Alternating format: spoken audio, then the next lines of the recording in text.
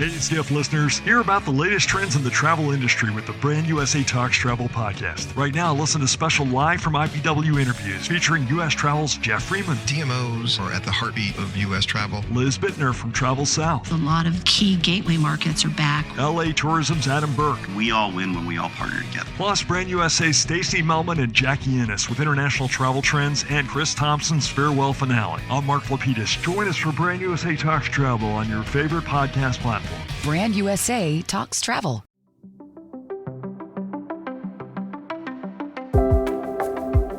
You're listening to the Skift podcast. Today we feature a conversation that took place on stage at the inaugural Skift India Summit this week in New Delhi, India. For more like this, visit live.skift.com to learn how you can attend our next industry-defining live event. Enjoy the conversation.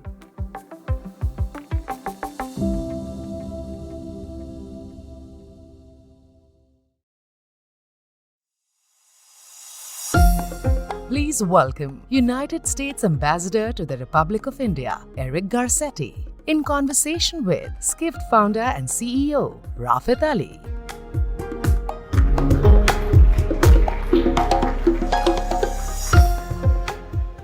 Now I see why you have the yellow on. I do, Matches yes. the chairs. We are very particular about our chairs. Well, Ambassador, it's an honor for you to be here. Thank you. It's And, great to be here. Great to be with all of you. Thank you for having me. And the one thing we share is our love for LA. Yes. I used to live in LA, and obviously you're Angelino as well. Yeah. Let me start with this question. So I'm going to let people settle down a little bit. It's all right. This is always the toughest slot, right? Everybody's digesting.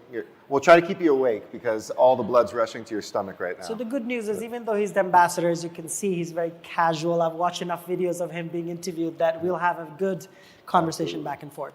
What spice level can you handle? I think pretty high. I'm half Mexican. And it's funny that my father's side of the family is Mexican. So my grandfather used to give me jalapenos growing up to eat raw. I can't really eat food without some spiciness in it. And I can go pretty high.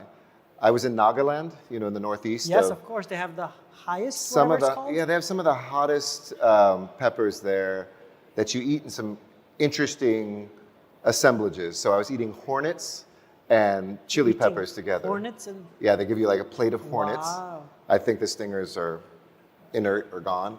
And chilies, and it's one of the best dishes I've actually had since I've been here. So I go pretty spicy. This morning I woke up in a different state. I just came from the airport in Andhra Pradesh, which is known for its spicy food. Had a really great Andhra fish curry last night. So I'd say I can tolerate almost the top, but I come in, my preference would be like a 6-7 maybe. And it's not just because your heritage is Mexican, but also because your love for India. You have a long history going back to India. Yep. By the way, the spice question was so that I can then calibrate my questions based on the spice level that you can handle. For questions, 10. I can go 10. Don't worry. Okay, all right. What's your spice level, by the way? What can you take? I eat chilies with each Yeah. dinner. My family is here somewhere. They can attest to that. Where's the family? My mom's right there, sitting right there. Mom, oh my gosh. You should be so proud of your son. I hope you are. He's really he finally turned out something. The history is this is the first time she's seen me in action ever in my 30 years career. Wow, so, that's amazing. Which is amazing. So your history with India. Yeah. Give people a sense of your history with India. So I first came to India, here to Delhi, was the first stop in 1985. I was 14 years old. My sister is 2 years older, and I came here because my parents, they had met actually in the travel industry. They were in the travel My mom industry? worked for Pan Am Airlines as a flight attendant right after college. Not flight attendant, excuse me, a booking agent. And my dad was looking for a summer job because he grew up in a pretty poor family and had never left the country. And he had just graduated from college, so he was working as an office boy for Pan Am Airlines. And 6 weeks before he was going to leave the country for the first time, he asked my mom out on a date. And 2 days before they left, they got married. So, and they're still married and alive today. So you had to wait to find that out, right? Because 50-50 in America if they're still married. But they raised us with an ethic that if they ever had a nickel or a dime more, they didn't put into a nicer car or a nicer house. They would send us on trips, not vacations, but trips. Wow, they were early in this whole thinking about Yeah, like they wanted us experiences to over grow things, yeah. and be a part of the world. My sister has been an exchange student in Indonesia and New Zealand and Thailand. I've lived in Burma and Eritrea and Japan. And so they brought us here, and this place captured my heart.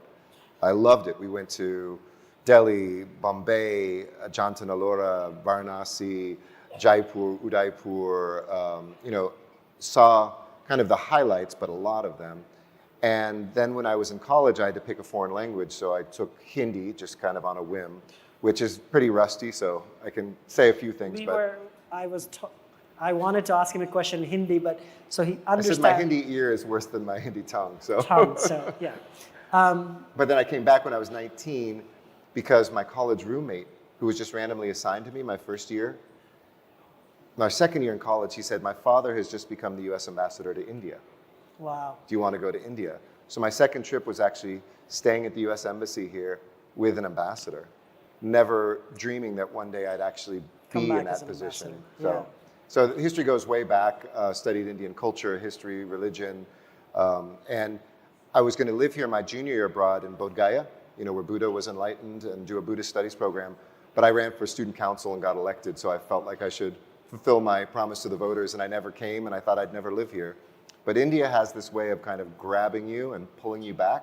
It does. And as does Joe Biden in my case. So Joe Biden and India somehow got me back here. Got you back. Well, that's incredible. We're going to talk a bunch about, obviously, your connection and your role as being probably the most Indophile U.S. ambassador we've ever had, or at least India has ever had. So let's get into the spicy part of the questions. Yes. Visa issues. Yes. Big issue. Yeah. The backlog has come down from 1,000 days to 300 days. Still a lot. How are you thinking as the ambassador to hopefully solve that? I know the State Department has said to us many times that they were going to solve it by end of 2023. Didn't happen. So this is actually a problem that's a really great problem to have. First of all, it reflects how many Indians want to come to the United States. I've talked to past ambassadors and they say, I think visas to most ambassadors are headaches. And to me, since I come from municipal government, I served as a mayor for 9.5 years, as a council member for more than a decade before that. I love solving problems that have to do with systems. And when I was a council member or a mayor, our main product was I used to joke, filling potholes, right? Making smooth streets. For any embassy, it might be sexy to do diplomacy and defense deals and this, that. But really what our bread and butter is visas. Right. That's what we're there for. So I've really dived into this. And President Biden said to me, can you work hard to bring down the visa wait time? I don't know this for sure, but I bet it's the only time a United States president has told an ambassador, please work on visa issues. Because we all have Indian friends who all day long are lighting up our emails, our phones, our social media handles. Like I've got a cousin's, barber's friend's wife who's having an issue and this happened. I'm very proud of what we've done in less than a year here. We increased by 60+% the number of visas that we adjudicated and gave out last year, a brand new record. And we reduced by 75% the wait time. It's now more like about 250, which still for new visas. And remember, of course, there's 5 million Indians that already have visas that can travel and come back, and those are usually good for a good decade. So this is really only for new first-time tourist visas, tourist/business visas. But I attack it 3 ways. One is what we can do in the short term, and we brought those times down by really building out our facilities and getting more out of the same number of people. 2 is by expanding for the long term what our capacity is. We're second only to Mexico now. Mexico, which will always be number 1 as a border country and given our demographics. But think about that. India is now number 2, and in certain categories, number 1. India passed China and now is double China in terms of number of students that got student visas last year. Well, I have all the stats. 1/4 of all students, international students in US, I don't know if you know this, is Indians. Yep. When I left here in '99, I went from India to Indiana, not like each other, nothing like each other. My wife's from Indiana. I always joke she's from a foreign country. But. So in '99 when I went, and you could find like 4 actual Indians. There were some like US born Indians. Yeah. I went back a few months ago, and every street corner you can literally hear Hindi. And I was like, what's going on? There's a chaiwala in Indianapolis at the gas station. But it's incredible that the student visa. So talk about how important the student part is. The student piece is amazing. So students are number one from India now, like I said, and I don't think that will ever change in any time in the near future.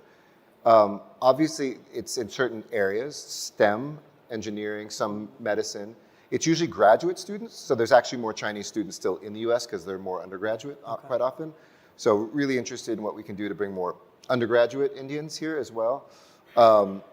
But we also see that these are the ambassadors that for the rest of their lives are the bridge between the US and India. Right. And I described to the president before the prime minister here came to Washington for the state dinner last June, that if you had to describe the US-India relationship, and it was a bridge, from India to the US, it's a beautiful steel reinforced 4-lane highway bridge that is just gorgeous to look at. From the US to India, it's like a rickety rope bridge with every other plank missing. In other words, the amount of action coming from here to the United States, whether that's students, whether that's just knowledge about America, is very high. Americans don't know India and Indians like India and Indians know America and Americans. And I think there's an awakening happening now, so this is going to be more of a two-way street of people coming here. More American students studied in Costa Rica last year, university students, than in India. Think about that. I mean, that says a lot about Costa Rica. I think we'd all love to go to Costa Rica, but... Is there anybody from Costa Rica here? By Costa chance? Ricenses? No. No. Okay. We invited 3 of them, but they couldn't get their visas. It was, for me, building this bridge to be as strong from the US to India, and Americans really do know Indians now. 1 in 4 Americans have been treated by an Indian origin doctor inside the United States now. And not just US, it's a lot of countries. A lot of countries. I mean, obviously. UK definitely. Cuisine, now you can find Indian restaurants almost everywhere. Can you dispel the notion for the non-Indians here that when they talk about Indian food, it's not just butter chicken and like naan and what else do you guys like? Wasn't there just there's an op-ed about this, or there's a New York Times article, this battle of like who invented butter chicken here, which is Indian and from India, but it was an Indian American saying, if one more friend tells me that she loves Indian food, I love butter chicken and dal and all the garlic naan I can eat, and that's all they know. Indian food is as diverse as any place in the world. But it's also subtle differences, I think, to the non-Indian palate. So you come here and, the dal will change from village to village. Course, yeah. And, I'm sure your mom has a recipe, but they'll describe, well, I like this specific kind of black lentils. We roast them before we then put them in the dal. And the ghee, the butter, comes from the specific cow that my cousin owns because it's really perfect. And this is, the great recipe. Yeah. But the subtleties and even the dramatic differences, north, south, east, west, are huge. And so, one of the ways I've tried to engage as a diplomat is through food. Yeah, and what's your role to sort of... I mean, first of all, it's a way to connect with Indians. So I've been to 22 of the 36 states and territories, and before I go to one of those territories, I'll go to that state house here. So each of the states have a bawan, a house here, like imagine in Washington, D.C., there's a Texas house and a California house, and they serve food that's from those states. Which is really good, by the way. And I'll make a video and eat the food, and people, no pun intended, eat it up. I mean, I always say being a good diplomat is putting a mirror up to the people where you're living and showing them reminding them what they love best about themselves, whether it's food, whether it's sports, cricket. Engage with people where they live, how they eat, the sports and art that they consume. And to me, it's been one of the best things is eating my way through India. But it's exhausting. My stomach I haven't gotten deli belly or anything like that. It's exhausting because Indians are so hospitable. If you don't leave food on the plate, they'll just keep serving. So you have to, like, as an American who was trained to always clean my plate, if I do that, I'm going to be eating like 7 platefuls before I stumble out from that meal to the next meal. Hey, Skift listeners, hear about the latest trends in the travel industry with the Brand USA Talks Travel podcast. Right now, listen to special live from IPW interviews featuring U.S. Travel's Jeff Freeman. DMOs are at the heartbeat of U.S. travel. Liz Bittner from Travel South. A lot of key gateway markets are back. LA Tourism's Adam Burke. We all win when we all partner together. Plus, Brand USA's Stacey Melman and Jackie Ennis with international travel trends and Chris Thompson's farewell finale. I'm Mark Lapidus. Join us for Brand USA Talks Travel on your favorite podcast platform. Brand USA Talks Travel. So in terms of, I don't know what the right phrase is, dispelling or your role as the ambassador and the embassy's role in helping increase, bringing it a little bit to the travel industry, if you will, helping tourism grow sort of both sides. Yeah. How should the travel industry think about interacting with the embassy and the machinery? Well, first of all, it's a huge opportunity for both countries. As we all know, tourism is like the greatest export. You know, you're able to bring people together. We have the 4 Ps that are part of our mission: peace, prosperity, planet, and people.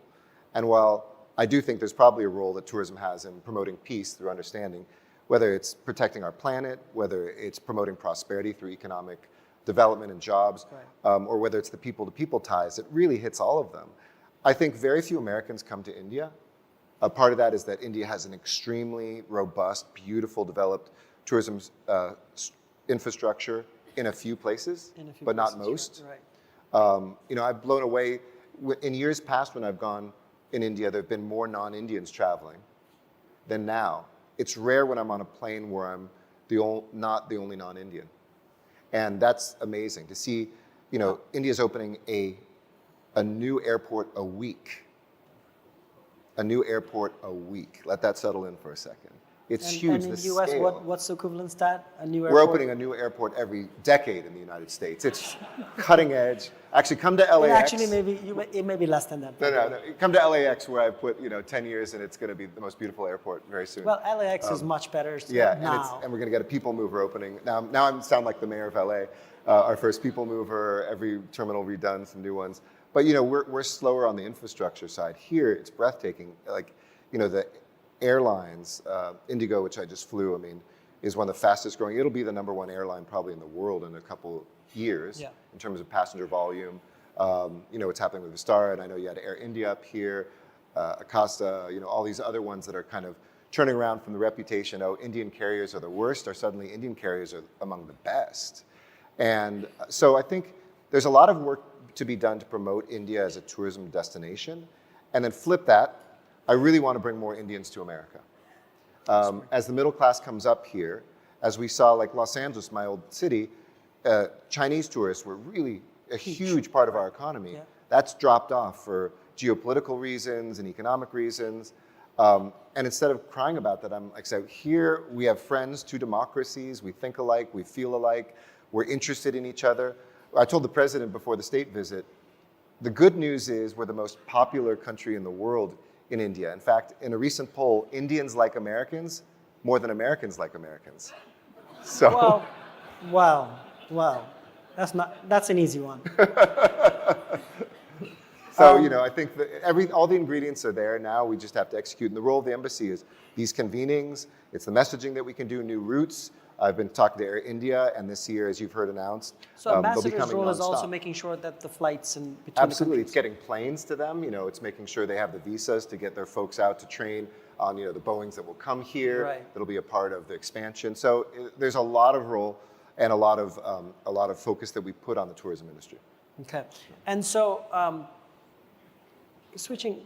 going back a little bit to Americans coming to India, one of the big issues, knows very well, has been the perception of safety. Yep. Not just perception, the reality of safety as well. Sure. And I know I've seen some of the interviews where some of your role is helping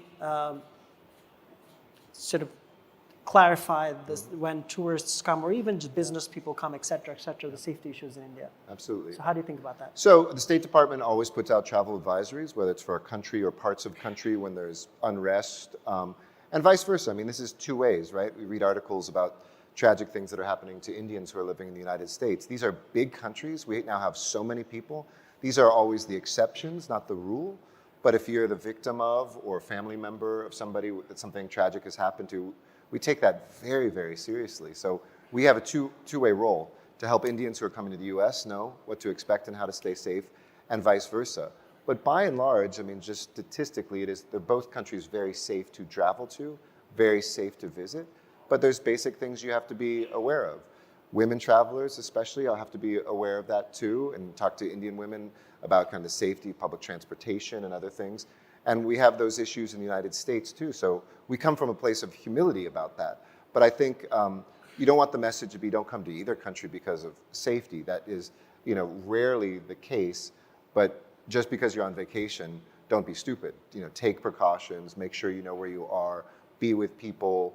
And depending on what regions you want to go, it's always the more adventuresome traveler who can get, it might not be a criminal issue. It might be, we had travelers who had a hike in a remote part of the Himalayas and there was an avalanche and they lost their shoes and were stuck and couldn't hike out. But we have a very robust American citizen services. It's one of the main things we do in the embassy to assist Americans should they get in any trouble while they're here. And so there's always an American diplomat here to help you. So I don't have a great segue, but since you used the word public transport, can we play the video? This is not a great segue, but at least we want to play this video. Delhi Metro, Mira Metro.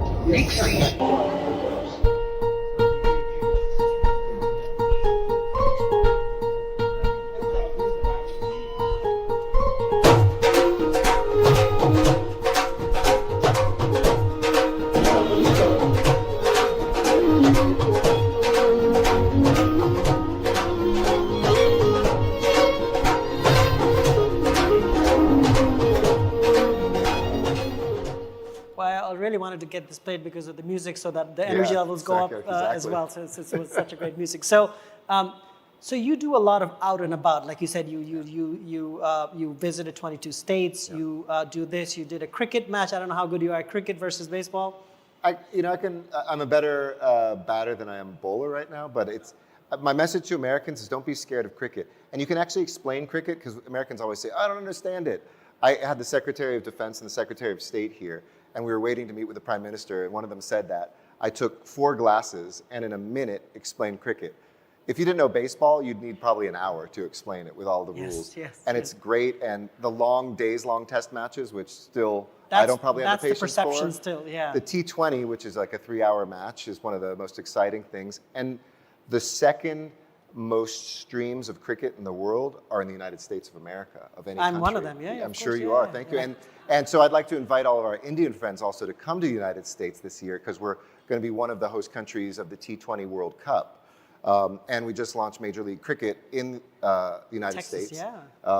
Last year in my hometown. Shah Rukh Khan, the great movie star, owns the Los Angeles Knight Riders. Shah Rukh Khan has been mentioned 6 times since the morning, by the way. Exactly, you've got to, exactly. Yes. So yeah, I do get out and about, and on cricket, the most exciting thing I think I did. So let me Go set ahead, this up. cue it up. This person is responsible, single-handedly, well, he won't say this, for bringing cricket to the Olympics. So please go ahead. Sure. That applause you hear is Indians counting the medals already in 2028. 2 medals, men's and women's. I never would have imagined that all of these things would come together. I didn't know that I'd be ambassador to India, let alone when India was hosting the International Olympic Committee here a few months ago for the first time in over 40 years for their annual meeting, let alone when it was during the Cricket World Cup, let alone on the day of the India-Pakistan match, the world's biggest, let alone 2 days after we resolved the very intense negotiations between the Olympics and the LA 28 Games about the 5 sports we would add. But Casey Wasserman, who chairs our games and good friend who I recruited to do that job, and I wanted to put cricket in years ago because this is the biggest, most watched sport that's not in the Olympics. And we resolved it, and I got to, at that meeting, announce that 2028, for men and women, we will have cricket in the Olympics.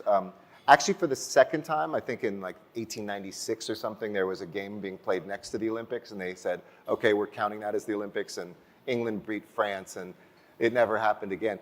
But America's cricket creds are real. The first international match ever played was in the United States. That's what I heard. In the 1840s against Canada. Do you think this league will succeed in U.S.? I think it'll take about a decade, but here's your investment tip: invest in Major League Cricket now. The payoff will be big in the future. It's kind of like Major League Soccer. Everybody said wasn't going to succeed, and now those teams are so big. Yes, of course. The IPL, the Indian Premier League teams here, the franchises, are the second most valuable teams in the world for any sport after NFL.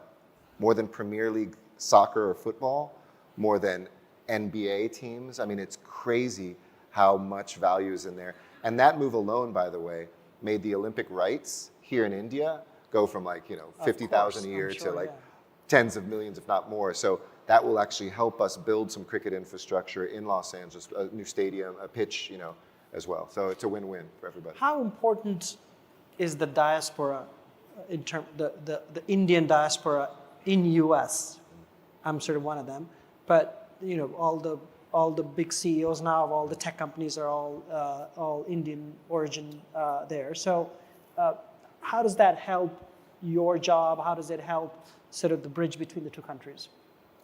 I mean, it's our secret weapon. It's incredible. I mean, when I think about it in political terms, this administration, we have a daughter of an immigrant from India as the second most powerful person in the U.S. government, Kamala Harris. We've got folks who have, when I go through who serves in the Biden administration, we probably have more Indian Americans, from Surgeon General to the head of our drug policy to the head of presidential personnel to, you go straight through, and then at the National Science Foundation. And when they visit here, some of them were born in India and are immigrants. They're not just Indian American. There's a fluency that really allows us to take this relationship to the highest level by far that it's ever been. When Prime Minister Modi visited last year, a state visit is very symbolic, but also has some substance, 2 or 3 things that you agree on to do.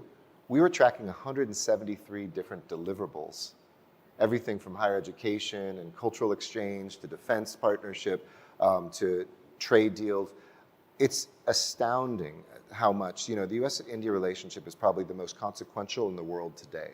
And that's what the president says. And I know no president has ever said that. So the Indian American, so that's government. As you said, business, the old cliche was you couldn't make it as a CEO if you're Indian American. Now you can't make it as a CEO if you're not Indian American. I mean, it's what across the board. explains from your perspective, like from an American, you as an American now sitting in India, what explains the success on the top levels, Microsoft, this, that, all this, everybody? Well, one thing is just kind of a truism, and the other one is more a values-driven answer. The first piece is, of course, you take a country as big as this, and if you take the most motivated, highest skilled, sometimes most well-off folks of any country, and take them into a place like America, of course, they're going to be incredibly successful. I think people of Indian origin are about 1.4% of the population. It's 6% of the tax base of America. So think about that multiplier, probably the most successful. But the values-based one, it's not just that we got the cream of the crop coming from India. It's also, I think, the Indian dream is what we used to refer to as the American dream, that sometimes we're even down on in America. We should learn from India how to revive our own confidence about that. Doesn't matter where you come from, what language your parents spoke, how much money they had, how they worshiped God, what their background was. Study hard, get a scholarship, go to a great place, get a good job, become an entrepreneur. And that really is the India of today. Even for those who never will come to the United States, it's the most competitive startup ecosystem in the world. It's the most dynamic, optimistic population and youngest population. That's true. I mean, Indians 15 years and younger are equal to the US population. So it's a place of immense promise. And it really, I think, the success we see in the US is mirrored in that same attitude here as India comes into its own, that this Indian dream might just be achievable for everyone. Thank you, Ambassador. That was amazing. Appreciate Thank you. it. Thank you. Thank you. Dhanyavad. Thank you.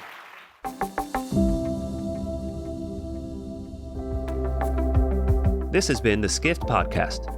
Thank you for listening.